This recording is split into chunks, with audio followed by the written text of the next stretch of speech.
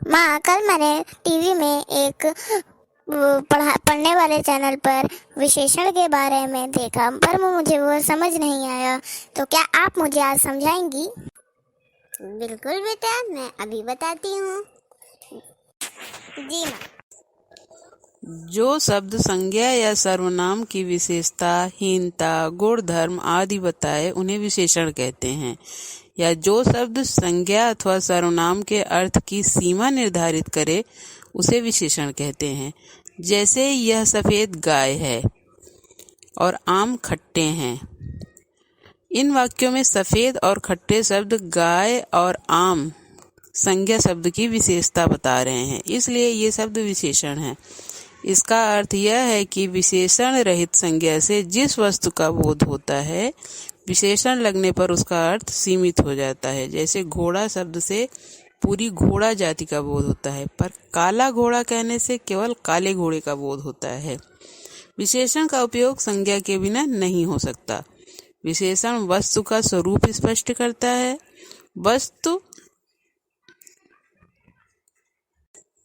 विशेषण संज्ञा का आभूषण है।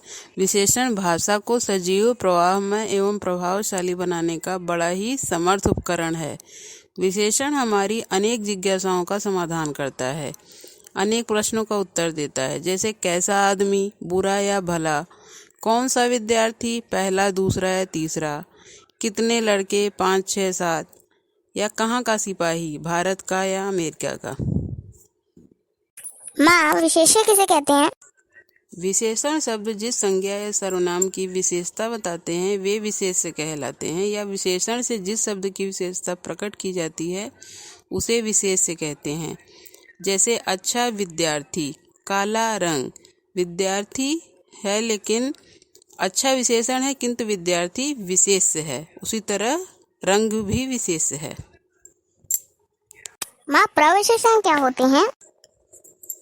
जो शब्द विशेषण की विशेषता बताते हैं उन्हें प्रविशेषण कहते हैं। जैसे विशेषण तो संज्ञा और सर्वनाम की विशेषता बताते हैं, लेकिन विशेषण की भी जो विशेषता बताए उसे प्रविशेषण कहते हैं। जैसे यह लड़की बहुत अच्छी है। लड़की अच्छी है, अच्छा होना लड़की का विशेषण है, लेकिन बहुत अच्छे का भी विशेषण है। मैं पूर्णतः स्वस्थ हूँ। पूर्णतः स्वस्थ का प्रविशेषण है।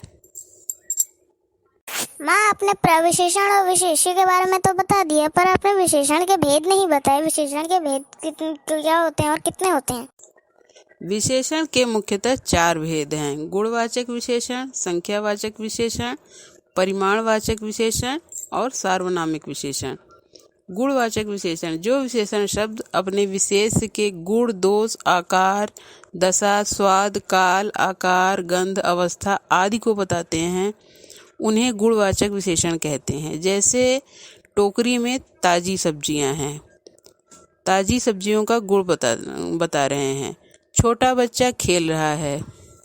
राहुल ईमानदार लड़का है। मेघा ने एक सुंदर चित्र बनाया है। गुणवाचक विशेषण इस तरह के होते हैं। जैसे गुणबोधक होते हैं भला, परोपकारी, अच्छा, शक्तिशाली और वीर। दोषबोधक होते हैं लालची, लोभी, अत्याचारी, बुरा, झगड़ालू। कालबोधक पुराना, प्राचीन, मासिक, साप्ताहिक, नया।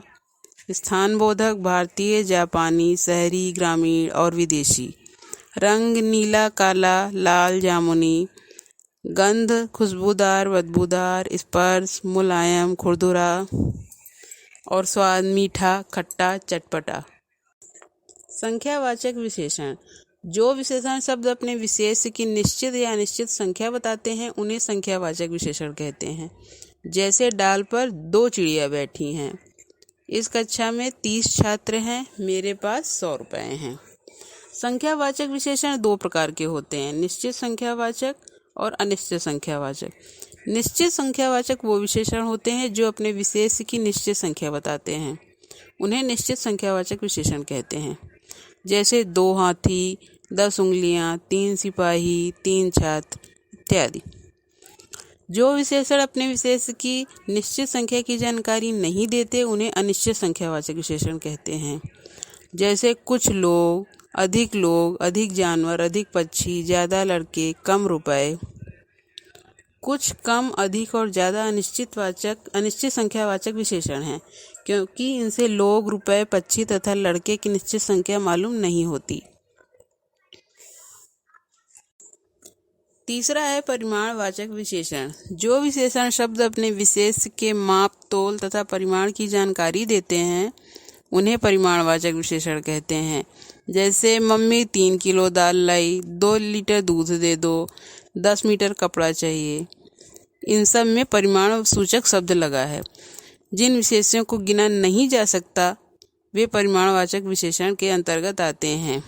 जैसे 3 किलो दाल गिनी नहीं जा सकती है, 2 लीटर दूध गिना नहीं जा सकता, लेकिन इसको मापा जा सकता है।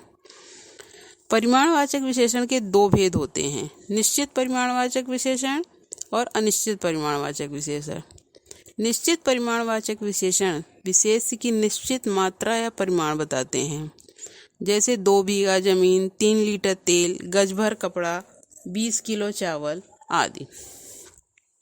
ये अनिश्चित परिमाणवाचक विशेषण विशेष की अनिश्चित मात्रा या परिमाण बताते हैं। जैसे कम आराम, ज़्यादा काम, अधिक परिश्रम। इसमें निश्चित परिमाण नहीं बताया गया है। ध्यान रहे कि संख्यावाचक विशेषणों के विशेषणों को गिना जा सकता है, लेकिन परिमाणवाचक विशेषण के विशेषणों को केवल नापा या तोला जा सकता है। चौथा है सार्वनामिक विशेषण। जब कोई सर्वनाम शब्द किसी संज्ञा से पहले लगकर उसकी विशेषता बताते हैं या उसकी ओर संकेत करते हैं तो उन्हें सार्वनामिक विशेषण कहते हैं। जैसे हमारा विद्यालय बहुत बड़ा है। बहुत बड़ा विद्यालय की विशेषता है, लेकिन विद्यालय से पहले सर्वनाम लगा है तो ये सार्वनामिक विशेषण है। मेरा घर निकट ही है, उसका भाई मेरा सहपाठी है।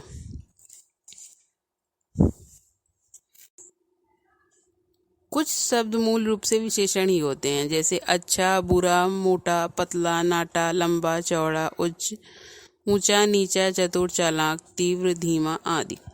कुछ विशेषण शब्द संज्ञा, सर्वनाम, क्रिया तथा अव्यय में उपसर्ग या प्रत्यय जोड़कर बनाए जाते हैं। जैसे दया संज्ञा शब्द है, इसका विशेषण है दयालु। कृपा का कृपालु, परोपकार का परोपकारी, ईर्ष्या का ईर्ष्यालु, घमंड का घमंडी, प्यास का प्यासा, भूख शब्द का भूखा, जंगल का जंगली, लालच का लालची। कुछ सर्वनामों के भी विशेषण होते हैं, जैसे यह का ऐसा, जो का जैसा, वह का वैसा। अव्यय के विशेषण होते हैं, जैसे भीतर का भीतरी, बाहर का बाहरी, नीचे का निचला, ऊपर का ऊपरी। विशेषण की अवस्थाएं। विशेषण की तुलनात्मक अवस्था के आधार पर विशेषण की 3 अवस्थाएं मानी गई हैं, मूलावस्था, उत्तरावस्था और उत्तमावस्था। मूलावस्था में विशेषण का सामान्य प्रयोग होता है, किसी से तुलना नहीं की जाती है। जैसे यह फूल सुंदर है, मेरा घर छोटा है, यह सवाल सरल है। उत्तरावस्था में 2 व्यक्तियों या पदार्थों के गुण दोषों की तुलना करते हुए एक को कम या अधिक, अच्छा या बुरा बताया जाता है। इसमें विशेषण से पूर्व से अधिक की उपेक्षा के मुकाबले आदि शब्द जोड़े जाते हैं। कुछ शब्दों में तर लगाए जाते हैं, जैसे संजना अंजना से अधिक लंबी है, दिशा का कार्य रिया से श्रेष्ठतर है, नेहा नमित से सुंदरतर है। उत्तमावस्था, इसमें एक प्राणी या पदार्थ को अन्य सभी से श्रेष्ठ या उत्तम बताया जाता है। इसमें विशेषण से पूर्व सब में सबसे ज़्यादा, सबसे अधिक, सबसे कम आदि का प्रयोग किया जाता है।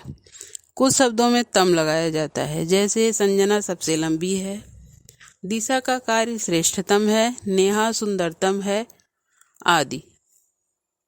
धन्यवाद माँ।